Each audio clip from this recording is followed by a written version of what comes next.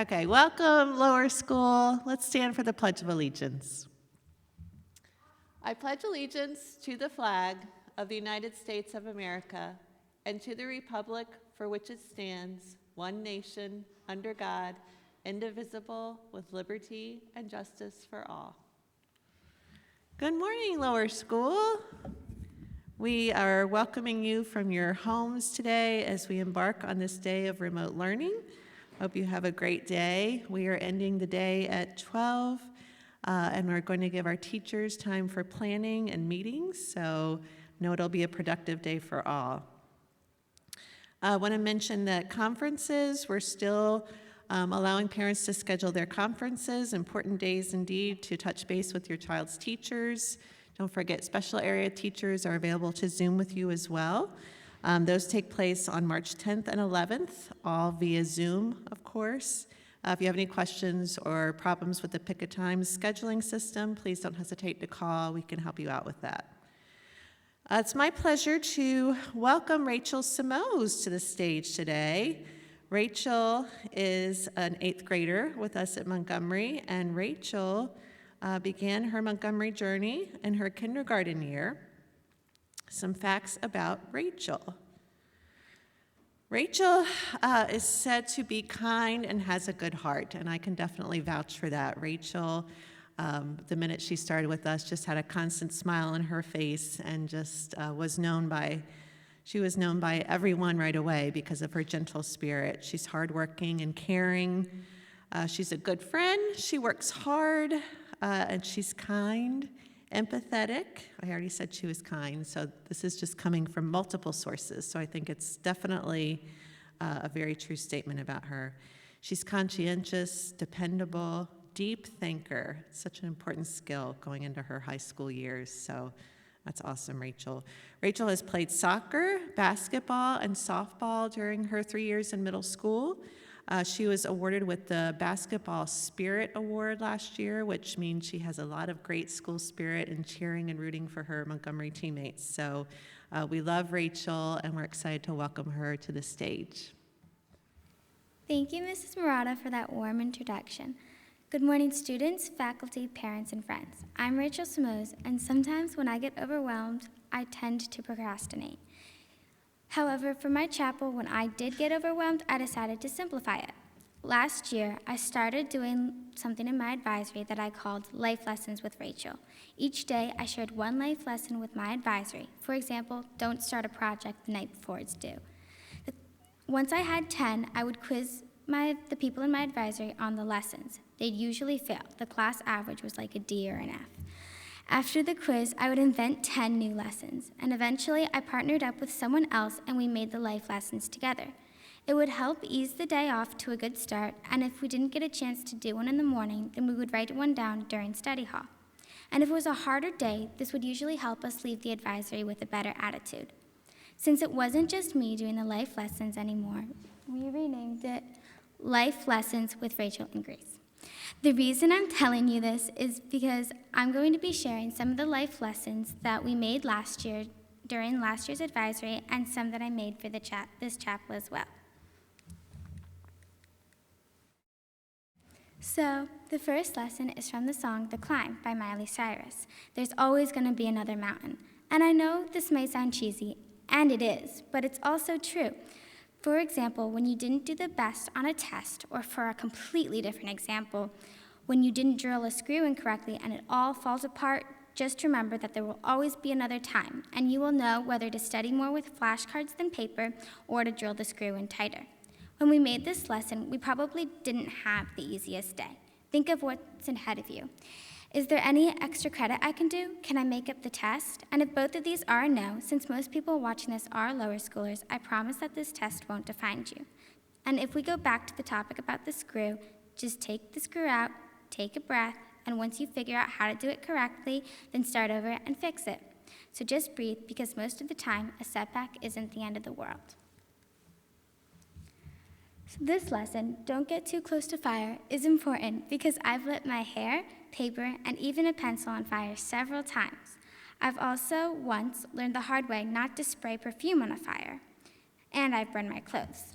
I have a lot of candles in my room, and I love lighting candles and the different scents that they give off. But I've learned over time not to get too close to it, which is why I've made this life lesson. On the diagram, you can see that the hottest part of the candle is the top, which could relate to real life because when you see something from far away, like the top of the candle or a bad scenario, it's best not to enter yourself into the scenario because it'll probably get worse and spread just like fire does, really fast. For my third life lesson, it's to go hug a tree. Okay, so behind me, I have a lot of pictures of people hugging a tree. And what do they all have in common? They all look so happy. When looking at the tree, you might wonder what it feels like. Sometimes you get so caught up in your life that it makes you feel stressed out. First, breathe, then go hug a tree. It may sound weird, but hugging a tree is proven to calm you down and make you feel happier. Some people say that you should hug a tree for at least 5 minutes a day. Even though people hugging trees is in real life, I doubt that in reality anyone has sat in their room and said, I'm going to go outside and hug a tree. And this is going along with simplifying the problem. When people are stressed out, they often have a million thoughts bouncing through their brain that make them feel like they might explode. The stress can cause them to overlook the solution and sometimes completely miss it to whatever challenge they're facing. Thinking of ways you can calm yourself down, even if it's not a permanent solution, is the first step to facing something that's overwhelming you. Hugging a tree is a great example of calming yourself down. For my fourth life lesson, I chose the lesson to sharpen your pencil before a test. This lesson is about being prepared. Someone in last year's advisory didn't sharpen her pencil before a test, which is what generated this life lesson. When you know an event is going to happen, like a test, you should try to prepare yourself for it. This will make things easier in the long run. Additionally, when you're prepared, you're also more confident.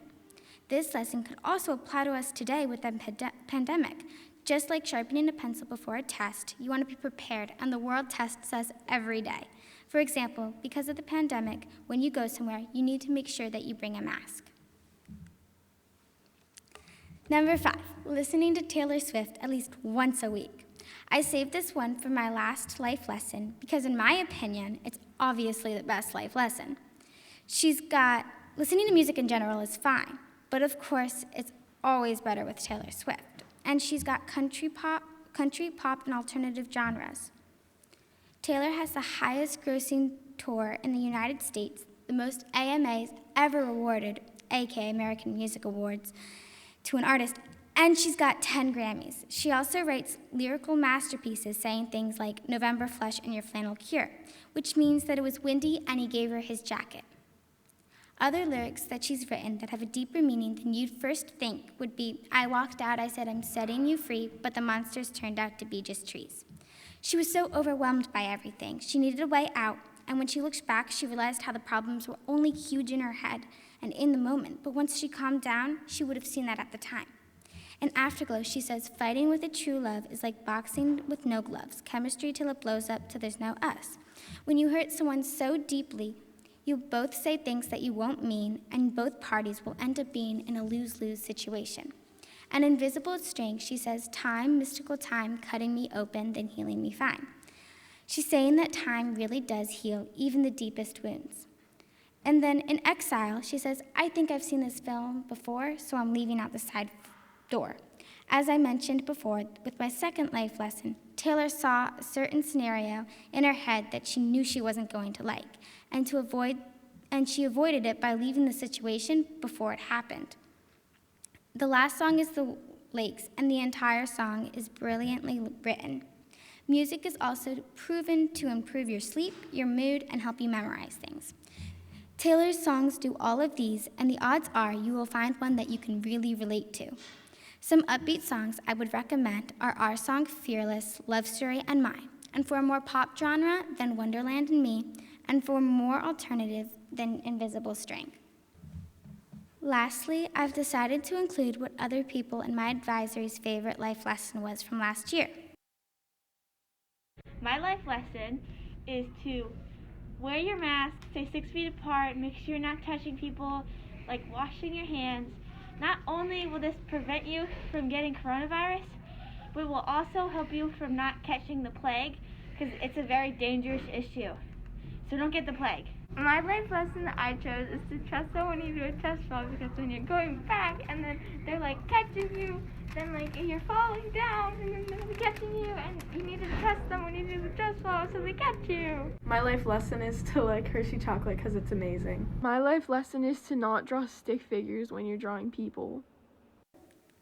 Some other life lessons that weren't included were chocolate donuts are better than vanilla, which is very obvious. Don't trust everybody. Don't lose your Hydro Flask or water bottle. Dunkin' Donuts hot chocolate is good, and these are just a few of them. Now, I'd like to conclude my chapel by saying that make sure the memories you have are happy memories when you look back on them. Sometimes everything can get so overwhelming, and you just need a second to breathe and think, I can do this. I just have to simplify the problem. A good example is this chapel. I didn't know what to do, and then I just thought of something that would be fun and rolled with it. Thank you for listening to what I had to say, and I hope you have a great day.